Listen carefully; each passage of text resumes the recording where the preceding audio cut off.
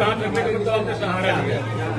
सहारा ले करके क्या किया आपने? इसको कहते हैं शिलारोहण। पंडिताई भाषा में शिलारोहण कहा जाता है जो लोढ़ा गई जाता है। तो आपने क्या किया? झुक करके उसको खिसकाया। इसमें कहा कि मोन गिरकरन घोड़वा एक कहा जाता है। पंडित क्यों करवाता है हिस्से मंडप के अंदर? इसका मतलब ये है होने वाली पत्नी अभी हुई नहीं है, फेरों से शादी नहीं होती है। पत्नी तभी वह बनती है जब उसका सिंदूर दान हो और वाम अंग में विराजमान हो। अभी ये लक्ष्मी की जगह पे है। तो आपने क्या किया? यहाँ 7 ठू बनाया गया था पिंडी, वो 7 पहाड़ थे। महाराज जी इसको लेके जरा बोलिए यही बात। वाह क्या बात है, वाह क्या बात है। तो सीधा प्रसारण लाइव प्रसारण हो रहा है। जो आपने किया अभी, इसका मतलब है कि आप अपनी होने वाली धर्म पत्नी से यह वादा करते हैं, यह संकल्प लेते हैं। क्या संकल्प लेते हैं? चाहे मेरी होने वाली धर्म पत्नी, हे प्रिय, क्या बात है, हे प्रिय मेरी होने वाली अर्धांगिनी, मैं आज संकल्प लेता हूँ कि जैसे इस शिलाखंड को हटा दिया, जो लोढ़ा होता है हमारे घर का, वह शिलाखंड होता है पहाड़ का एक अंग है, न कि सीमेंट से बनाया गया है। ठीक है, जैसे आज हमने इसको खिसका दिया, उसी तरीके से मैं संकल्प लेता हूँ, मैं संकल्प लेता हूँ कि आज के बाद आपके जीवन में पहाड़ जैसी विपत्ति अगर आएगी, उसे मैं चुटकी में, जैसे इस शिलाखंड को हटा दिया, वैसे उस विपत्ति को चुटकी बजाते हुए मैं नष्ट कर दूंगा। ये मेरा वादा है। जय हो। अब होने वाला है 7 वचन। 7 वचन किसके हैं? कन्या के। और कुछ वचन 5 वचन आपके होंगे। तो 7 वचन जो हम आपको बताने जा रहे हैं, अगर इस वचन को आप सुनेंगे और समझेंगे, अपनी मेमोरी में फीड करके रखेंगे, तो मेरा दावा है, भगवान भोलेनाथ के मंदिर में वचन देता हूँ, कभी आपके दरवाजे पर विपत्ति, कलेश, अशांति, ये तीनों दस्तखत नहीं देंगे। जय हो। ये दस्तखत देने वाले नहीं है। अब वचन में कन्या क्या कहती है? पहले वचन में कन्या कहती है, वचन का मतलब है आपसे यह वचन ले रही है, आप वादा कर रहे हैं, संकल्प ले रहे हैं कि आपकी बातों को मैं मानूंगा। जय हो। उच्चारण के साथ महाराज जी। वाह जो सहूर रहता हूँ भैया, इसमें कन्या कहती है कैसे? तीर्थ व्रतोद्यापन यज्ञदानम मया सहतम यद कर्म कुर्या कामंगम्यामि त्वदा त्वदीयम जगाधि कन्या च वचनम प्रथमम। पहले वचन में कन्या कहती है कि कोई भी तीर्थ यात्रा करें, आप कोई भी उद्यापन करें, व्रत रखें और दान आदि कर्म करते हैं, तो मुझे साथ लेकर के करना होगा। अगर आप यह स्वीकार करते हैं तो मैं आपकी धर्मपत्नी बनने के लिए तैयार हूँ। जय हो। दूसरे वचन में कन्या कहती है, हव्यै विधानौ रमरान दीप्यं काव्यं प्रधाने यस्य पूज्येथा कामंगयामि त्वदा त्वदीयं जगाधि कन्या वचनं द्वितीयम्। दूसरे वचन में कन्या कहती है कि अगर आप हव्य ध्यान करेंगे, हव्य ध्यान करेंगे और कव्य दान करेंगे, उसमें साथ लेना होगा मुझे। तो हव्य दान का मतलब होता है हवन करना, कव्य दान का मतलब होता है पिंड दान करना। जब पिंड दान करते हैं उसे कौओं को दान किया जाता है, इसलिए उसे कव्य दान कहते हैं, और हवन जो करते हैं उसे हव्य दान कहते हैं। दोनों में आप मुझे साथ रखेंगे तो मैं आपके वामंग में आने के लिए तैयार हूँ। तीसरे वचन में कन्या कहती है, कुटुम्ब रक्षा भरणं यन्द कुर्या पशूनां परिपालनश्च कामंगयामि त्वदा त्वदीयं जगाधि कन्या वचनं तृतीयम्। तीसरे वचन में कन्या कहती है कि आपके घर पे गाय है, भैंस है, पशु जितने भी हैं, उनका सबका लालन पालन मेरे अधिकार में होना चाहिए, और आपके माता पिता का मैं सदैव आदर करूंगा, वो करूंगी। इस अगर वचन को आप मानते हैं, मैं आपकी वामंगी बनने के लिए तैयार हूँ। चौथे वचन में कहती है, आयै व्ययौ धान्य धनिकान् पीष्ट्वा निवेशं न गृहे निदद्या कामंगयामि त्वदा त्वदीयं जगाधि कन्या च वचनं चतुर्थम्। यहाँ लिखा। चौथे वचन में कन्या कहती है, आयो व्ययो आय व्यय का मतलब होता है जो आय हो, और व्यय का मतलब जो खर्च हो, उन सबका हिसाब किताब हम दोनों को मिल के करना होगा। आप मेरी सलाह से कुछ खर्च करेंगे, अगर यह बात आपको स्वीकार है तो मैं आपके बामंग में आने के लिए तैयार हूँ। और 5वें वचन में क्या करने कहती है, देवालयाकूप तड़क बापी विधज्ञ यदि पूजिए था दामंगयामी त्वदा त्वदीयम जगाधि कन्या च वचनम पंचमम। 5वें वचन में कन्या कहती है कि यदि आप तालाब बनवाएं, कुआं बनवाएं, मंदिर बनवाएं, बाग बगीचा लगवाएं, उसका उद्घाटन करें, उद्यापन करें, कोई भी कार्य आप करते हैं तो मुझे आप साथ लेकर के ही करेंगे। अगर यह आपको स्वीकार है तो मैं आपकी बामंगी बनने के लिए तैयार हूँ।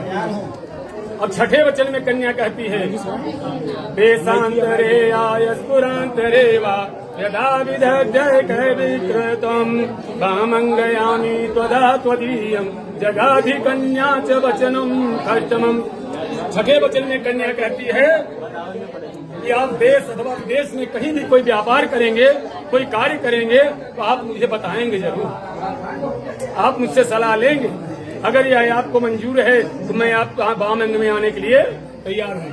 अब 7वां वचन जो होता है भैया, यही आपके भाग्य को बदल सकता है। घर में जो कलेश होता है, 7वां वचन जब बालक भूल जाता है, पति जब 7वें वचन को भूल जाता है तो पति पत्नी में महाभारत होता है और परिवार में बना खाना खाने को नहीं मिलता। वो वचन कौन सा है, न सेवनीय यदि पारे किया स्वयं भवानी भवनी कामनीति बामंगयामी त्वदा त्वदीयम जगाधि कन्या वचनम च सप्तमम। भैया मोनू जी 7वें वचन में कन्या आपसे कहती है, क्या कहती है कि मेरे सिवा मुझसे कोई अति सुंदर स्त्री आपको दिखाई दे। इंद्र के दरबार में जो नाचती हैं अप्सराएं हैं, अगर वो भी नीचे आए, उन्हें आप अपने माँ बहन जैसा देखेंगे, उनका आप सेवन नहीं करेंगे। अगर आपको मंजूर है तो मैं आपकी धर्मपत्नी बनने के लिए तैयार हूँ। मतलब समझ गए ना इस बात को? 7वां वचन आपको मंजूर है? चले, जय हो, जय हो। अब मोनू क्या किया भैया, मोनू जी ने जो आपकी बातों को समझा और उसको स्वीकार किया, तो आप कुछ वचन है, 3 ही बात हम कहते हैं मोनू की तरफ से, आप उसे स्वीकार हो तो बता दीजिएगा। पहले वचन में मोनू क्या कहते हैं? कैसे? ये कहते हैं, मदीय चित्तानुगतम च चित्तम दो ममाज्ञा परिपालनश्च प्रतिव्रता धर्म परायण कुरिया सदा सर्वमियम प्रयतनम। मोनू जी आपसे कह रहे हैं, हे प्रतिपदे देवी, हे मेरी होने वाली धर्म पत्नी, मैं आपसे ये वचन लेता हूँ कि आपको मेरे चित्त के जैसा आपका चित्त रखना होगा, मेरे चित्त जैसा आपको चित्त रखना होगा, मेरी आज्ञा का पालन करना होगा और पतिव्रता धर्म में आपको रहना होगा। इसका मतलब क्या है? फिर कहते हैं, हीरा शरीर संस्कार समोस दर्शनम हास्यम परिगृहे भवनम तेज भौतिका। कहते हैं कि जब मैं घर पे रहूं तो आप 16 श्रृंगार करो, नाचो गाओ, पड़ोस में कहीं शादी विवाह है, उत्सव है, मेला लगा है, दर्शन करना है, चलो करते हैं। लेकिन जब मैं देश परदेश में रहूं, मैं यहाँ ना रहूं, तो आपको ये नहीं करना है। आप किसी की पराये पुरुष से हंसी मजाक नहीं करेंगी, आप कहीं जाने आने वाली नहीं है जब तक कि हमारे माँ बाप का आदेश ना हो। हमारे परिवार का मेरे न रहने पर अगर आदेश होता है, मेरी मैया कहती है कि आप फला के घर चलो, तो आप चली जाओ। लेकिन अगर मेरे घर का कोई नहीं कहता और मेरी आज्ञा नहीं है तो आपको जाना नहीं है। उद्याने मद्यपाने बिटिया, मोनू जी कहते हैं, उद्याने मद्यपाने च राजद्वारे पिता गृहे आज्ञायम बिना न गत्यव्यम पतिव्रत परायणे। लड़का कह रहा है, याद एक बात याद रखिए, उद्याने मद्यपाने, उद्यान माने बाग बगीचा, मद्यपाने मतलब जहाँ बेवड़ा भाई बैठ के दारू पी रहे हो या ठेके की दुकान हो, तो आपको शाम के टाइम ना तो बाग बगीचे में जाना है और न जहाँ बेवड़ा भाई बैठ के दारू पीते हो उस रास्ते से नहीं जाना है। अगर रास्ता बनता है तो रास्ता बदल दो। उसके बाद आज्ञायम बिना न गत्यव्यम पतिवते परायणे। अगर मेरी मैया से, मेरी बहन से, मेरी भाभी से, मेरे परिवार में किसी से किसी बात को लेकर के अगर अनबन होती है, आपको तकलीफ होती है, आपको कष्ट होता है, एक नहीं, आपको कष्ट होता है तो आप मुझे बताइए। ऐसा नहीं है कि आपके घर वाले, आपके भाई आए, आपके चाचा आए, आपके पिताजी आए और आपने लुगड़ी उठाया और मायके चले। इस बात को आपको स्वीकार करना होगा। बिना माता पिता के, बिना इनकी आज्ञा के आप अपने पीहर भी नहीं जाओगी, क्योंकि बिटिया का घर तब तक होता है जब तक उसका सिंदूर दान न हो जाए। सिंदूर दान होने के बाद उसकी ससुराल ही उसका असली घर होता है। जो नायक मायका होता है, ये हर बार बिटिया नया होता है, लेकिन वह अपना घर नहीं होता। बोले सिया रामचंद्र की जय। बहुत बढ़िया। जो बैठे हुए हैं ये दोनों लड़के, जिसको हम मोनू कह रहे हैं और इनको मेलिका कह रहे हैं, इन दोनों का मतलब क्या है जानते हो? किसी भी जात का हो, किसी भी पक्ष का हो, जो बर बैठते हैं, इनका दोनों का नियम है कि राम सरी सबर दुलही सीता समधिया दशरथ जनक पुनीता। ये जो मोनू जी बैठे हैं, ये स्वयं राम रूप में बैठे हुए हैं, और जो बिटिया बैठी है, ये सीता माता के रूप में बैठी है। क्यों? इनके दाहिने अंग पे है, इसलिए साक्षात लक्ष्मी है। जब वाम अंग होगी, इनकी धर्म पत्नी होगी। पूजा में, पाठ में, यज्ञ में, जब तक में आदमी क्या करता है? पत्नी को दाहिने अंग बैठाता है। शास्त्र ये कहता है कि अगर बाजार जा रहे हो पत्नी को लेकर के, तो पत्नी आगे हो, आप पीछे हो। लेकिन आजकल जब आगे बेहरारू हो गया, पीछे कई सालों में